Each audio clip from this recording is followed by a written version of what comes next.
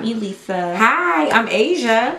And tonight we're going to talk about balancing motherhood, work, relationships, every day. What's going on? So we are, let me see, this week for me has been hectic, very much hectic. Different events, picking up kids, dropping off kids, forgetting things are on the schedule. It's just been hectic. And then it ended today with my son calling me because his daddy picked him up late from school. And I didn't answer the phone because it was from a Connecticut phone number. So normally I will pick up the phone, but today I was just like, I know who this is. I don't feel like it. It's Friday. Bill collectors. Yeah, so I'm like, yeah, no. He was like, I called you. I'm like, you didn't call me. And he spit my phone number out and I said, you did call me. So, yeah, that's kind of how my week went today. But Asia, what are some things you do to kind of balance?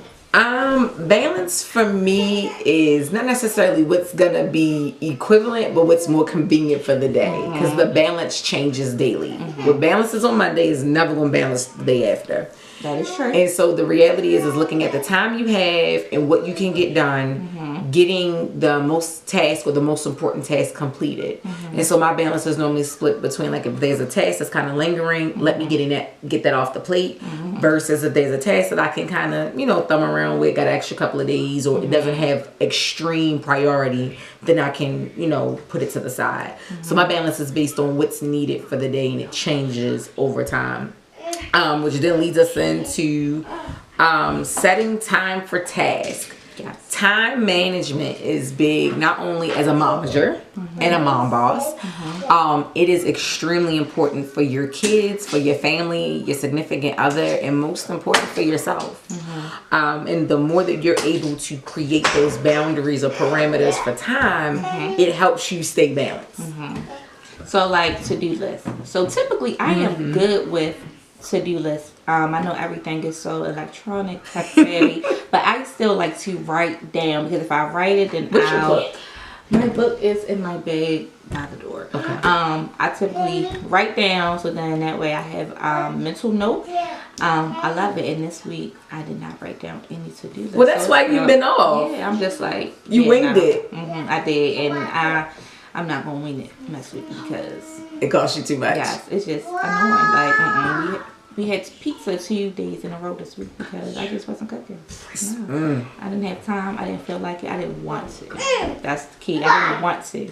So I didn't do it. And they ate, though. Just pizza. They always do. Correct. But that goes into self-care. Yeah. Defining what you do and don't want to do is imperative to self-care, which normally includes saying no. N-O, no. No, you can't have. No, you can't go. No, I'm not. No, no, no, no, no. No is a great word when it comes to self-care. It's called selfish. It is. Sometimes I hate being selfish because I don't really like to say no. And then also is other different types of self-care. Like, I bought 2 bottles of wine on Sunday. It's Friday and both of them are gone. So, I had a glass of wine every day. I know some people are like, but 2 bottles? Yes. Blue Bottle Moscato. I know you drink that one. It's popping. So you can drink that in a day for real. So that was my self-care too. I needed a glass of wine. I needed to reset. I needed to focus. And then also taking time out for yourself. Reading. I love to read. They should be asking me, how do you find time to read? I literally will read a page or 2 between an event, a session, whatever, just to kind of bring that peace, that mental vacation, take me away, and then I'll come back and I can I'll get it together. I can handle it. It's like, all right, pep talk, reading, yes, and then I'm like, I got this, I can go, I'm ready for the world. Then also, you said 7 times, find a peace of mind. So you ever look at those commercials? I always think about the Nutty Professor, where he's on there, he sees the beach, and you hear that, caw, caw, caw, And it's like, dang, if only I could be on vacation. If only I could be on the beach in the sun and the water glowing with a margarita in my hand. And no, we're not pushing alcoholism. Yeah, nah. Liquor just tastes good. Yeah. And it helps bring you down quick. But it's like, just that peace of mind is that clarity. Braylon came home the other day with this huge poster. Probably about the size from window to window. And I'm like, where do you think you putting that? She's like, it's going in my room.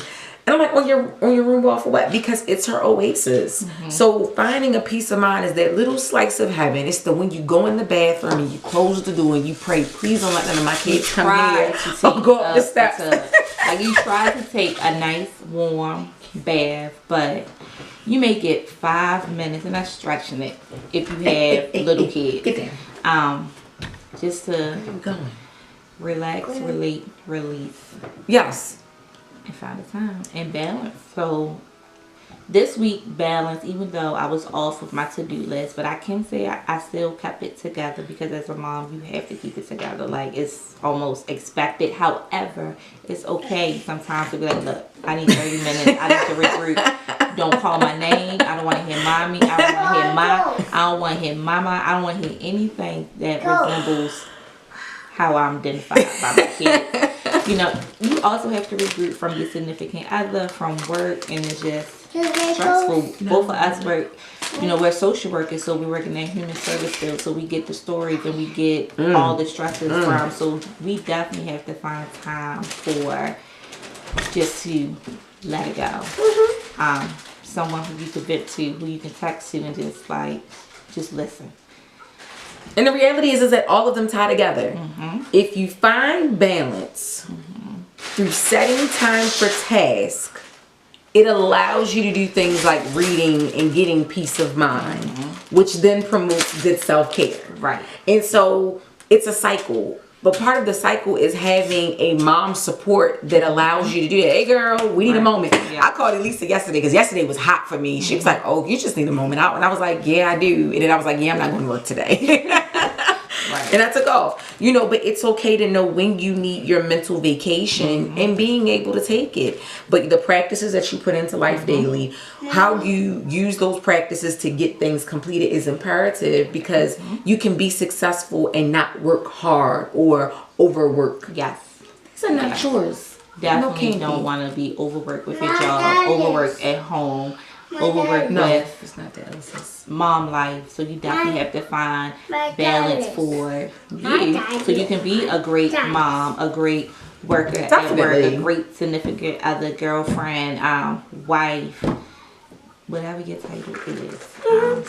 Or whatever title you choose not to be for that day. Yeah. Because the hats are so interchangeable. Right. And we'll be sure to give you all some links to some good resources that help with time management, ways to incorporate balance with kids, especially for your younger ones. They're really interactive and they're hyper.